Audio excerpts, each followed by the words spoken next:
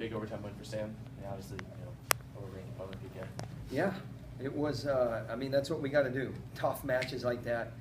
His conditioning has clearly made strides, and if he could do what he did against Marsden, that Oklahoma State match, if he could do that for 7 minutes, then we're going to have a good heavyweight. And he did that for the better part of 7 minutes, and he can still continue to make improvement because that's what he's about.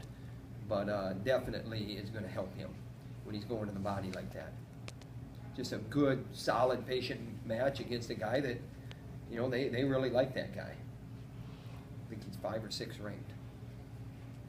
You mentioned before that Rutgers is underranked. Did you see that from them today?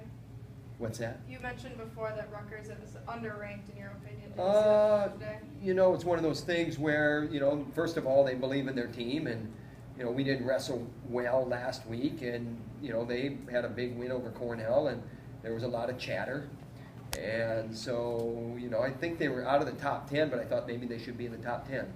And that's pretty much what was going through my head when I made that statement.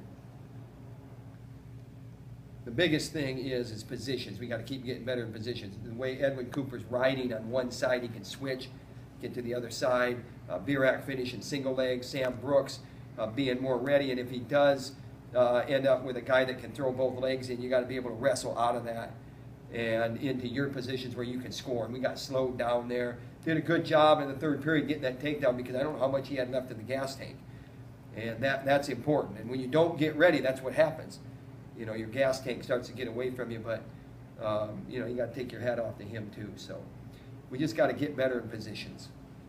Cooper's been close against some ranked opponents here lately, and today he kind of got over that hump. What's his? I give Edwin Cooper a lot of credit, and the only thing I would say is now we got to build leads. We don't have to, eke it out right at the end of 1-point victory, let the clock run out or whatever.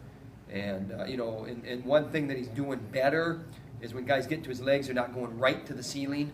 But the shot that the guy scored on, the leg went right to the ceiling, and it's too easy. And we got to get our legs back because he's long and he's strong when he gets his legs back. And that's coming from his partners.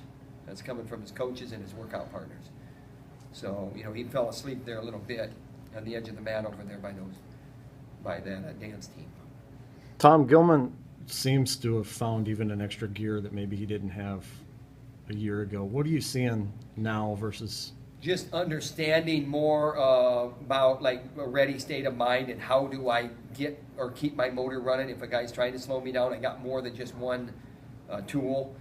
He's been criticized for being very one-dimensional, and he can snap and score. He can sprawl and knock you out on your shot and score, and he can go to his shots and score, and he can come up and score. He can get to the corner and score, and there's just a lot of scoring opportunities that he creates for himself because he's not hesitating as much and not one-dimensional as much.